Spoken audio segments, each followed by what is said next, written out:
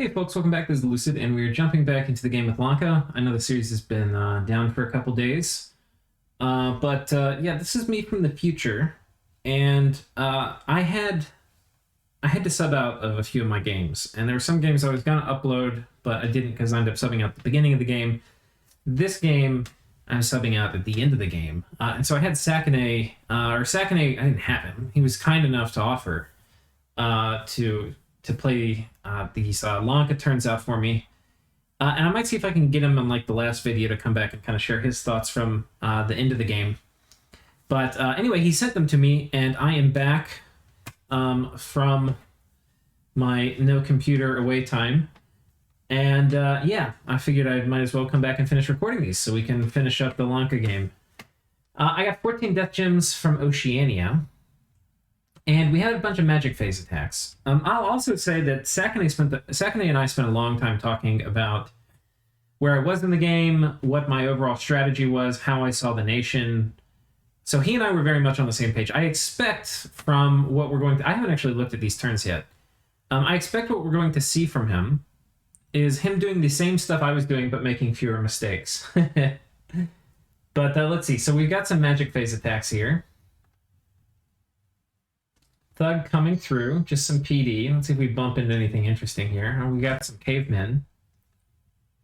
Oh, and a tart. I think I could... This sure looks like something I scripted. This might be the last turn I did. Though it's also possible Saquenay did. There's a tart here we wanted to kill. How did we... I remember scheming about how to kill this tart. We've got a flesh eater and a firebrand. That's going to be a lot of damage. And a horned hat. That has a lot of damage. And we've got this guy, and I think his job is mostly to do darkness and... I'm not sure. Mist form? Spirit curse. Oh, this is not any tart. This is... I did do this turn. This is a very special tart. This is a 300 HP, heroic ability, toughness, Neefel Jarl that was stolen back from Balin Stalin at the very beginning of the series by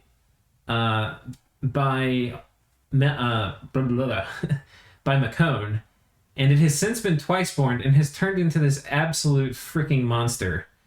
Invincible King, no flaws. God help me, I hope that dude isn't here with the friendship hat. Okay, we're safe. Okay, now this guy has trample boots, which is kind of okay, and he's got this to, you know, do some cloud control. We're taking some damage here, but this guy is also our thick guy. This is our heroic toughness dude. And he's got 29 MR, so he's going to be very very resistant to that. And he's not going to give a shit about trample. He does give a little bit of shit about getting hit by cavemen. Cavemen hit really hard. And it's possible, yeah, they're going to hit through mist form.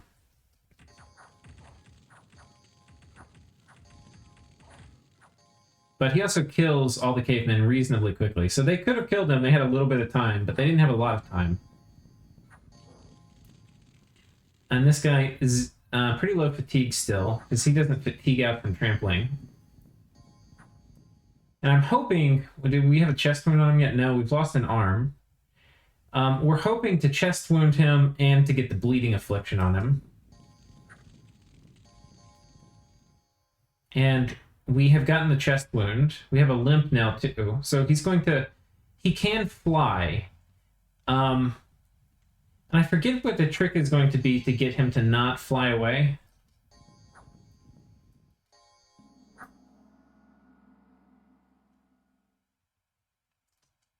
I think we just cut off the retreat routes is what we did. Because I think we kill him here. Yeah, the white mage escapes, but I think we cut off the retreat routes. Because we also magic phased in here. So I think if we go here, I think we're going to see 3 magic phases. Here was where we hit the white mage. Here were his 2 retreat routes, which we cut off. So the Invincible King with no flaws has passed away. Hopefully not to return. And that's a pretty important token being taken off the board. I think using this guy as a super combatant is kind of cool. But I think, honestly, for a nation like McCone... it's too valuable to use as a super combatant. You need these death air cross paths more than you need a super combatant. Like, you can just use, like, this guy's going to be able to, he's not going to kill an army. I mean, he kind of could. I mean, not really. He could distract an army, but you need these paths more than you need. I think this is like a trap. Look at it and you're like, oh my god, it's impossible to kill. Yeah, well, nothing's impossible to kill. Or almost nothing. Sophia might be.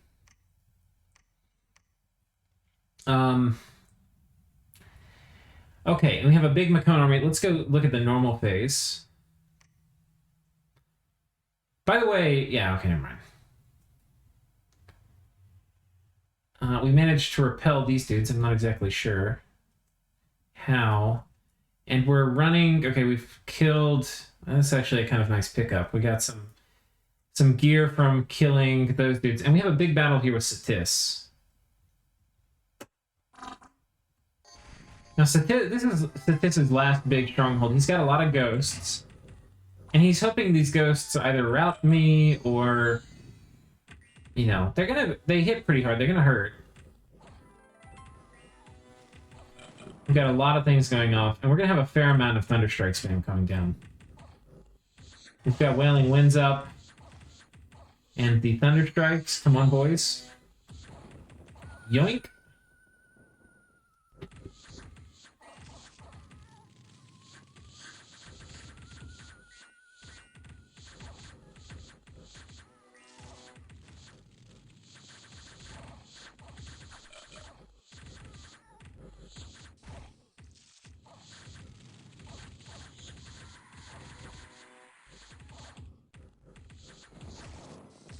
Look at those big Thunderstrikes. Alright, Wrathful Skies is up now. Ooh, Shockwave. Coming in, taking out a bunch of my Blood Slaves. He has a shit ton of ghosts, though. And I do not have magic weapons. Little Leech spam.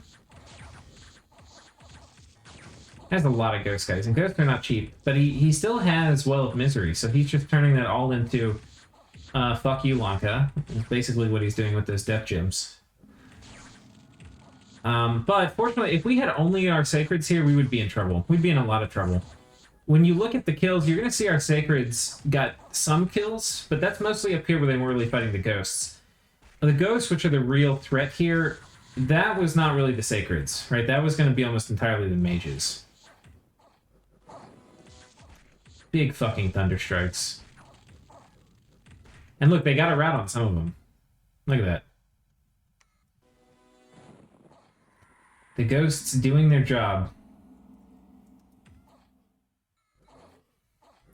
I really like this Satis player. He's done some interesting stuff, and he hasn't given up, you know? Like, even now, he's got a ton of death gems. A lot of players be like, oh, good game, I'm going AI. He's like, well, what's the one thing we might be able to pull off a turnaround or a damaging move with? And he's like... Shit ton of ghosts. That's the move. Which I've never seen this many ghosts in a fight, really. 80 ghosts?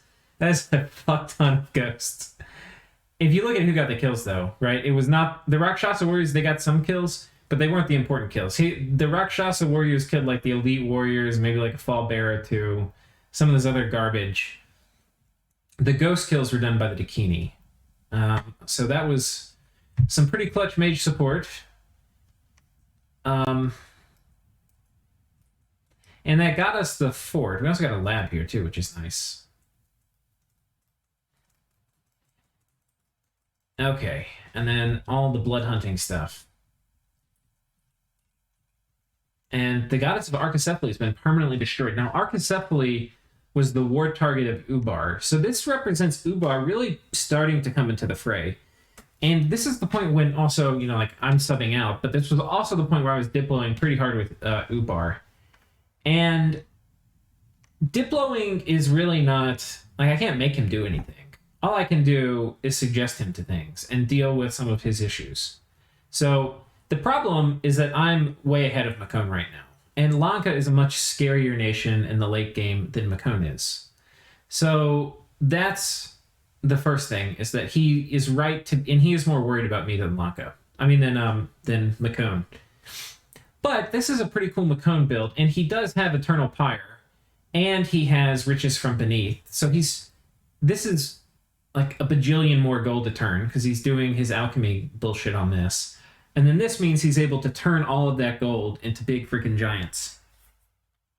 And this is not old Macone, which sucks. We are now firmly in for quite a few turns in the new Macone patch, which means he can get Archons everywhere, which means he can have pretty big air magic reliably or Cloud Trap using thugs, or he can have big earth and fire magic, you know, like Flame Eruption, Maws from the Earth, like big earth and fire magic. And a lot of it. So, pretty cool opportunities for Macone to do stuff. But, if he had an equal sized border with me, it would make sense for him to fuck with me more than it does for Macone. And he, I think, would fuck with me if we had equal size. I mean, even without the equal size borders, just because I'm potentially close to a throne victory. I only have to get 2 more after this one and I win. And one of them is unforded right here, which I could probably go take underwater. But the problem is I would then have to potentially deal with, like, a lot of water elemental spam the following turn, which I'm not sure I could do. I could probably engineer it. But I'm not going to even think about that until I get one of these other thrones. But I am high enough where, like, I potentially could do, like, save up slaves for 2-3 red seconds, snag both of these, and then yoink them. So that's probably a play. Anyway, he's very right to worry. But I forget, I made something. I was like, look, how about this? How about you get a big fucking army right next to one of my thrones? Which I think it would be, like, coming through the candle system, maybe. Or it's probably this one. I was like, just have some, like, big army. I don't even care which throne. That you feel comfortable, you can respond pretty quickly. And if I ever take another throne, then you go attack me. But in the meantime, I think your only path to victory is nibbling a bit at Macone before you switch on to me. Which I think is probably true. The problem with that, though, for him, is he needs to nibble very quickly at Macone. Like, very quickly. And then and he needs to not take any losses. And then as soon as that nibble is done, he has to switch on to me and do significant damage. He also, I mean, that's one option, and that is, I think, a viable play. And I think that's the option he goes for. The thing that would ruin the game for him is if he attacks me right now and loses. Like, because he's going to have to do, for him to do something against me, I think he's going to have to do a reasonably high commitment attack. He can't do, like, the often Ubar bullshit of just sitting around seducing my guys. I'm patrolling everywhere. And Jin often are not going to do well against, like, he can't raid my blood hunting provinces because I've got life for a life set up, plus a lot of chaff. There's not a lot he can do to, like, do low commitment stuff. But if he brings some army that I can't really fight, and that army comes through and wallops me, well, that would be potentially a reversal where him and Macone could push me back until the diplomacy would shift again. So that's another thing he could do. I don't really know how Ubar wins a high commitment fight against Lanka. There's only one thing he could potentially do, and that's Firestorm. But I have fire resistance on my sacreds. So, and regen, which means he's not really going to kill my sacreds with it. And I'm way better set up, actually, to do Wrathful Skies than he is. So, and if I'm really worried, I'm not even making the magic weapons dudes. If I want to make magic weapons dudes, then he's really in trouble. Which I probably would if we started fighting. But my kind of budget Rakshasa warriors are better right now. It's a sticky situation. I think it depends, and this is what I don't know. I think the decision that Ubar makes is going to depend a lot on how successful they'll be in both operations. Coming through a choke point into a war with Lanka is going to be very, very tricky for him. And in either war he picks, whether he goes to war with Macone or whether he goes to war with me now that Arco has officially fallen, either war that he picks, he needs to not really make any significant mistakes. And I think that's going to be a lot harder to do against Lanka than it is against McCone. I think that's the biggest, if I were playing Ubar, that would be the biggest reason compelling me to pick at McCone first. The risk of picking at McCone is the player gets pissed and doesn't like turn around and help you once you've gotten some stuff. I think the move I would probably try to make as Ubar is asking McCone for a territory concession in exchange for an active alliance against Lanka. That's what I would ask for, because I think without that, and that way, you know, and it could be significant, right? Like it could be like 7 or 8 provinces. And they could be strategic so that it would open up like all of McCone's territory down here. So it would open up Ubar like a major front to push through, and Ubar would push through here and McCone would push through here. Could be something like that. But I don't know if Lanka, I mean, if McCone would want to give up that much land. And I think if McCone doesn't want to give up that much land and I'm Ubar, I think it's easy enough. Like it's going to be so hard to fight Lanka, and it's going to be so easy to fight McCone comparatively.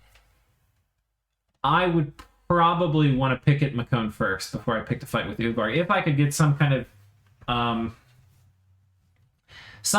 if I had some kind of security that Lanka wasn't going to throw and rush, which right now is like definitely something that you have to worry about. So anyway, that's an update on the diplomacy. Let's go ahead and go to the next turn. I think we'll do a 2-turn episode here. Next turn, and I'm pretty sure I'm not playing this turn. This is going to be Saquenay.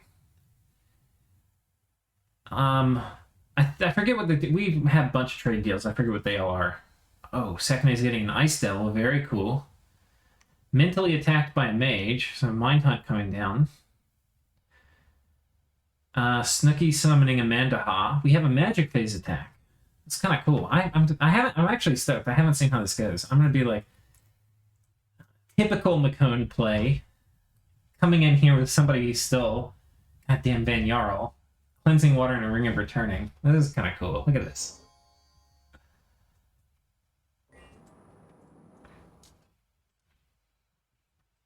I don't think this is gonna work. I don't think my guy's gonna give many fucks about an air elemental. Oh, he's getting wrecked. He's getting hard wrecked. Oh, there's 2 of them. He's fucked. Yoink! And he has the Archon there to pick up gear. Very nice play from McCone. Very nice play. Bal's Haunt.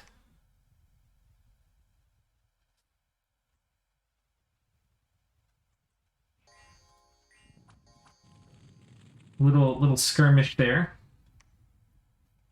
We were raiding around, getting some of the last bits of Vanheim. Okay, we're attacking here into Satis, doing some raiding. I think that's on top of forts.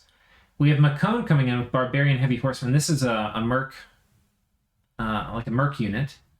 And we have a battle with Satis as we move on to another Satisian fort capture. Here there's not that much inside.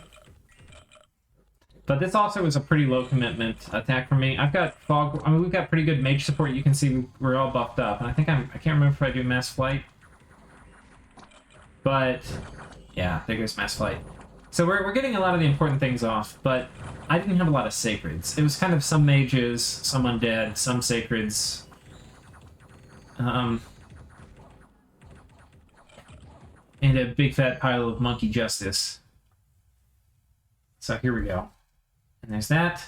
We pay a little tax of undead dying, but otherwise we killed a fair amount. We got 2 white mages, a fair amount, you know. It's probably like 20 mages in total. And that was it for the battles. A bunch of scouts discovered. We got a monster boar. You can see, that's the other thing. We're patrolling so much, Ubar can't really even scout us, right? And so he knows, like, he's not going to be able to do bullshit where he sneaks guys in here. We're getting more Ice Devils with Home Slice. That's going to be nice for, I mean, they're also kind of thuggy super combatant dudes, but that also breaks it deep into water. We've got If you look at our income, I don't know if we've flashed that up. We've got a good fire income. We've got a great air income. We've got a good water income, a good earth income, an okay, but not great astral income, an excellent death income, an excellent nature income. And then our blood economy is roaring. So we're not going to sit idle. The forces of Lanka are rolling out. Our first objective is to take as much of this Satis land. Now, Makone attacking me here, we don't really have an alliance. We haven't really been fighting. We've kind of just been staring at each other angrily. And I think both of us have been trying to recruit Ubar to our side. But yeah, anyway, we're going to be consolidating our forces up here in Satis, on the Satis fort. There's a very good chance that Makone's going to come try to knock me off. And we're going to be set up to cast a lot of stuff. We've got, like, mage support coming in here. And I think Saquenay's doing all the scripting and stuff for this. But this, just from looking at all the blood slaves and the mages, it appears things are in order. And we should wreck this army unless he does some really cool shit. Which he could do. Cool shit is something Makone can do. Can do now. Alrighty.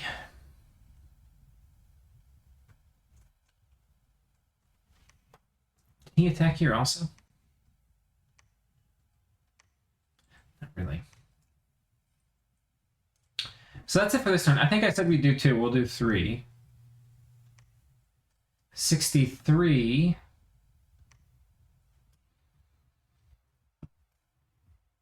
Oh, we've been empowering in water. I don't remember what this was for, but we did it. Maybe we're... I have no idea why we empowered in water, to be honest. But oh boy, did we.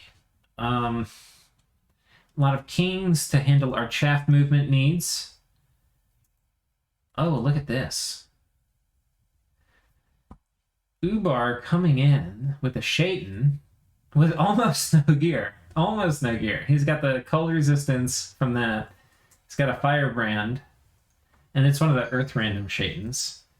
But he's against this guy, this thick, thick boy. And this guy with a holy scourge, just ready and waiting for me to send a demon in. How on earth does this work? Well, I guess the thing is, Lanka has an attack bliss. Which should be pretty good against invisibility, because invisibility just basically lowers your defense, your attack score when you're trying to hit him. And he doesn't have... Yeah, invisibility is not going to work. Okay, it's already popped. Unseen is popped. Okay, but he smacks the dog shit out of this guy. This guy's got 18 defense, but this guy's got 18 attack, which means he's going to hit most of the time. But now he's distracted. So now he's got this Polmark with the Frostbrand. This Van Hers. Oh! Wow! He chopped an arm off. He got rid of the Holy Scourge, and now he's just getting poked with a little teeny little mincy lance. Oh. What? He had one swing to either kill or maim him, and he landed it. Look at that. Polmark comes in. Still not... This gear good against Lanka. Not very good gear against a Shaitan. Still, this is a pretty high damage attack. But look at this. These guys, I don't know why, but they absolutely evaporate.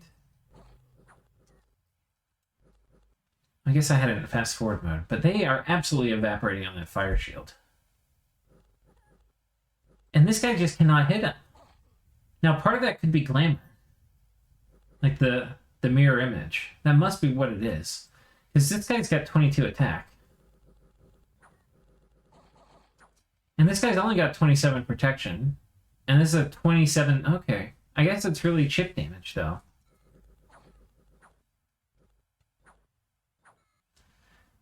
Absolute unit. Look at this guy. Look at this guy. And honestly...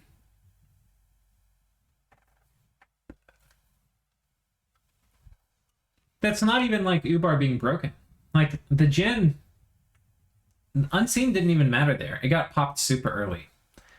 So really, it was a magic being with ethereal and glamour. I mean, it's like standard elf, but also vulnerable to this shit. And probably, I don't know if he was fighting in Drain or not. Let's see.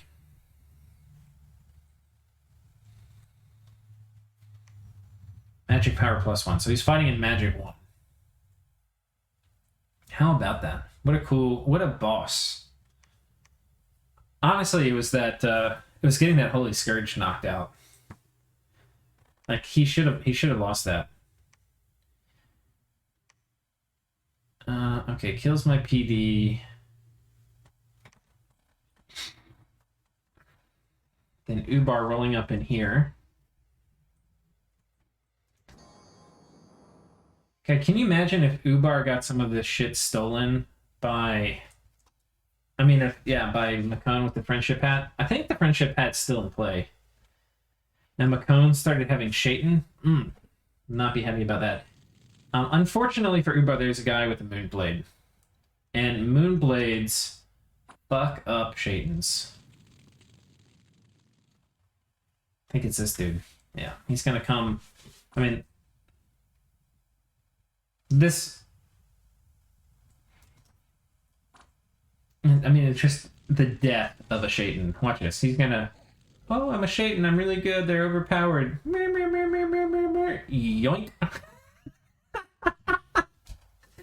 Oh, God. I love it. I fucking love it.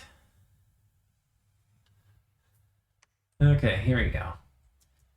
The game is fun when other people play your turns for you. Look at this.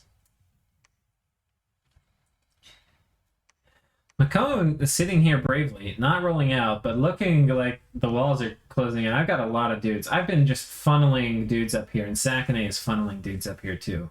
Just our position in Satis is just overwhelming at this point. This does not look like a territory we recently conquered and are not in firm control of. Bringing in more dudes, storming the castle here. This fort's popped, we're going to be storming that castle. As soon as we get this fort too, that'll be the end of Satis and their valiant construction. What a cool site. Corpse construction +2. We're also doing some light raiding here. I don't know if I approve of light raiding on a frontier like this, but we'll see. I prefer lower commitment undead stuff, but this is Saquenay's call. Got attacked by a Defiler of Dreams, because of course.